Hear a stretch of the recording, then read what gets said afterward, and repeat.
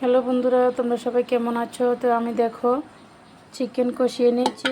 আজকে চিকেন বিরিয়ানি বানাবো ছেলে মেয়ের জন্য। আর এদিকে দেখো পোলাও চালগুলো দিয়ে চিকেন বিরিয়ানি বানাবো।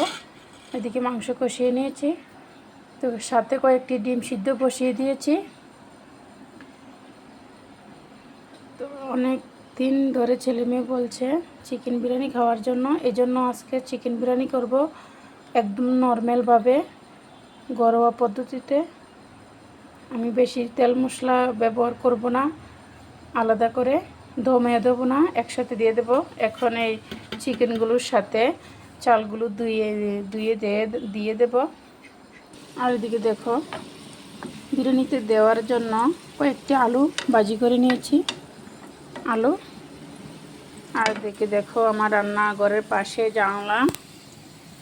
জানলা দিয়ে দেখো অনেক সুন্দর সবুজ গাছপালাগুলো দেখতে কেমন লাগছে জানাবে। আমি রান্না করার সময় জানলাটা মেলতে পারি না, অনেক বাতাসের কারণে দরজা জানলা সব বন্ধ হয়ে যায়, এই জন্য জানলা মেলা যায় না। তো এখন বাতাসটা একটু কম, আজকে বাইরে প্রচুর রোদ্রের কারণে বাতাসটা অনেক কম। তো দেখো অনেক সবুজ, খুবই সুন্দর লাগে।